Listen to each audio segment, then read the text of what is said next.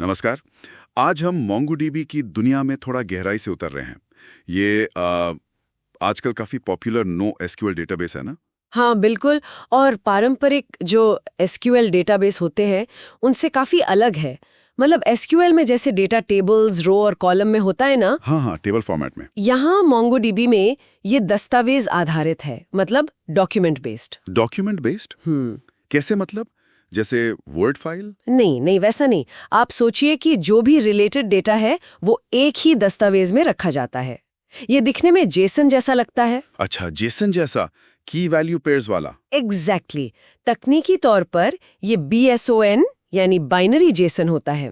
तो हाँ, field value pairs इस्तेमाल होते हैं। ओके, तो आज का हमारा इरादा है दिए गए स्रोतों के बेसिस पर मोंगोडीबी की जो मुख्य बातें हैं उन्हें समझना कि ये क्या है, कैसे काम करता है और इसकी खास क्षमताएं क्या हैं।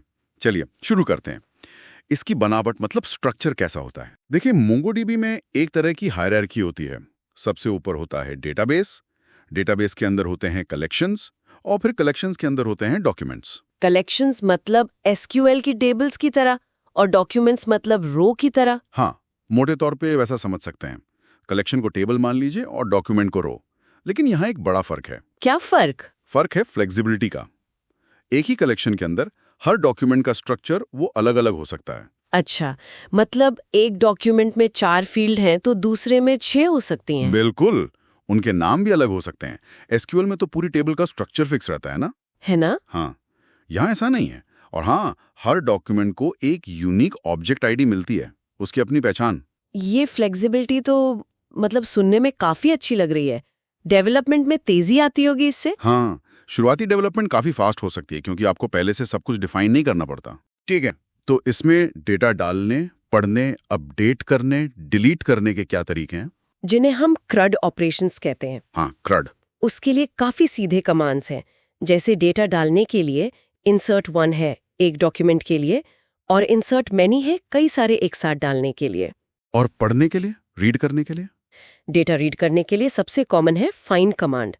इससे आप या तो सारे डॉक्यूमेंट्स देख सकते हैं या फिर कर्ली ब्रैकेट्स में अपनी कंडीशन बताकर, मतलब फिल्टर लगाकर खास डॉक्यूमेंट्स ढूंढ सकते हैं, जैसे शहर दिल्ली करके।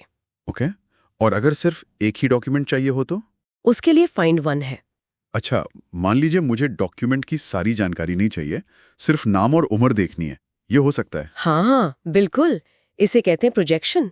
आप फाइंड के साथ ही बता सकते हैं कि कौन कौन सी फील्ड्स चाहिए। 1 लिखकर मतलब चाहिए, 0 लिखकर मतलब नहीं चाहिए। जैसे नाम 1, उम्र 1, आईडी 0 करेंगे तो सिर्फ नाम और उम्र दिखेगी, आईडी भी नहीं दिखेगी। बढ़िया।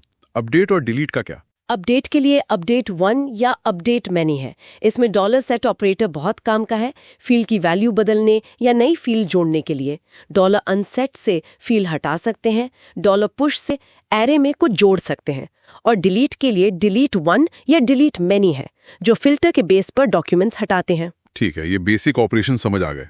इसमें किस किस तरह का डेटा रख सकते हैं? डेटा टाइप्स काफी सारे हैं। स्ट्रिंग है, नंबर के लिए इंटीजर और डबल, मतलब डेसिमल वाले number, Boolean, true false, date, null value, array यानी लिस्ट, और नेस्टेड डॉक्यूमेंट्स भी, मतलब एक डॉक्यूमेंट के अंदर दूसरा डॉक्यूमेंट। नेस्टेड डॉक्यूमेंट्स भी। ओके, अब थोड़ी जटिल क्वेरीज की बात करते हैं। जैसे मुझे सिर्फ वही लोग चाहिए जिनकी उम्र 25 से ज्यादा हो। हाँ, तो सिंपल फाइंड के अलावा कॉम्प्लेक्स क्वेरी के लिए ऑपरेटर्स हैं। तुलना करने के लिए $GT यानी greater than, $LT less than, $equal to वगैरह। और लॉजिकल ऑपरेटर्स भी हैं, जैसे $AND, $OR, जिनसे आप मल्टीपल कंडीशंस जोड़ सकते हैं। और रिजल्ट्स को सॉर्ट करना या लिमिट करना कि बस 10 रिजल्ट दिखें। बिल्कुल। .sort मेथड है डेटा को क्रम में लगाने के लिए, जैसे नाम के हिसाब से या उम्र के हिसाब से।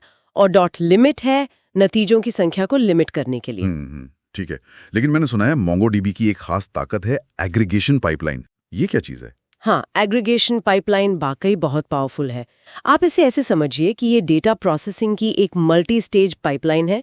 डेटा एक स्टेज से गुजरता है, उस पर कुछ ऑपरेशन होता है, फिर वो अगले स्टेज में जाता है, एंड सो ऑन। अच्छा, किस तरह के ऑपरेशन होते हैं इन स्टेजेस में? कई तरह के। जैसे एक स्टेज है $match, ये एसक्यूएल के वेयर क्लॉज जैसा है, डेटा को फिल्टर करता है। ओके। फिर है $group स्टेज, ये डेटा को ग्रुप्स में बांटता है और उन पर कैलकुलेशन करता है, जैसे सम, $sum, एवरेज, $AVG वगैरह निकालना। मतलब ग्रुप करके टोटल निकालना, वैसा। हाँ बिल्कुल। एक और बहुत महत्वपूर्ण स्टेज है डॉलर लुकअप।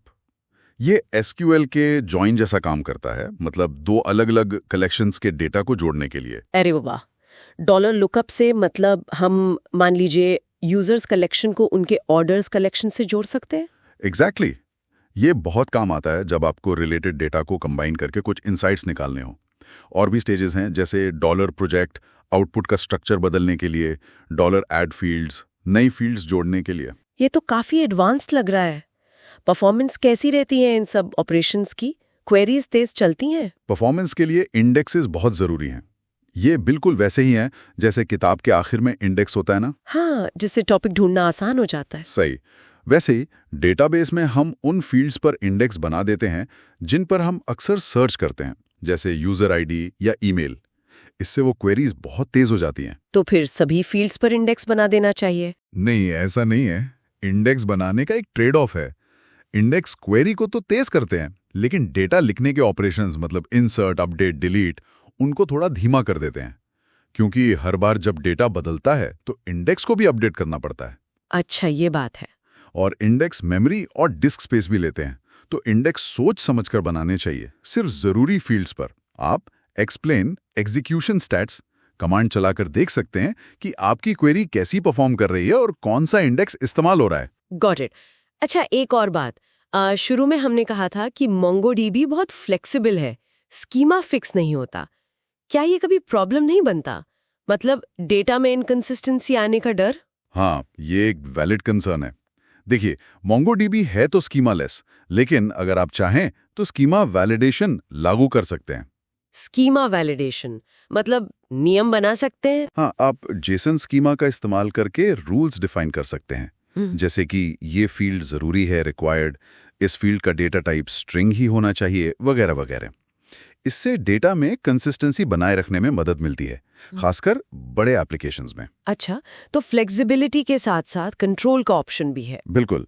और रिलेशनशिप्स को मॉडल करने के भी दो तरीके हैं, या तो एम्बेडिंग, मतलब एक डॉक्यूमेंट के अंदर ही दूसरा रिलेटेड डॉक्यूमेंट डाल देना, या फिर रेफरेंसिंग, मतलब दूसरे डॉक्यूमेंट की आईडी स्टोर करना और जरूरत पड़ने पर डॉलर लुकअप से जोड़ना। इसमें वो 16 MB की डॉक्यूमेंट साइज लिमिट एक इम्पॉर्टेंट फैक्टर बन जाती है एम्बेडिंग के लिए। तो कुल मिलाकर MongoDB अपनी फ्लेक्सिबिलिटी, स्केलेबिलिटी और इस डॉक्यूमेंट मॉडल की वजह से काफी शक्तिशाली टूल है, खासकर जहां डेटा बहुत ज्यादा हो या तेजी से बदल रहा हो। बिल्कुल सही। हमने आज इसके बेसिक स्ट्रक्चर से लेकर CRUD ऑपरेशंस, क्वेरी करने के अलग अलग तरीके, पावरफुल एग्रीगेशन पाइपलाइन, परफॉर्मेंस के लिए इंडेक्सिंग और डेटा कंसिस्टेंसी के लिए स्कीमा वैलिडेशन जैसी कई जरूरी चीजों पर बात की। हाँ, काफी कुछ कवर हो गया। अब जाते जाते एक सवाल मेरे मन में आ रहा है सोचने के लिए। ये जो MongoDB की फ्लेक्सिबिलिटी है, जो शुरू में डेवलपमेंट को इतनी तेजी देती है, क्या यही फ्लेक्सिबिलिटी आगे चलकर लॉन्ग टर्म में डेटा को मैनेज करना ज़्यादा मुश्किल बना सकती है? खासकर अगर स्कीमा वैलिडेशन जैसे कंट्रोल्स ठीक से इस्तेमाल न किए जाएं। इस पे ज़रूर सोचना चाहिए।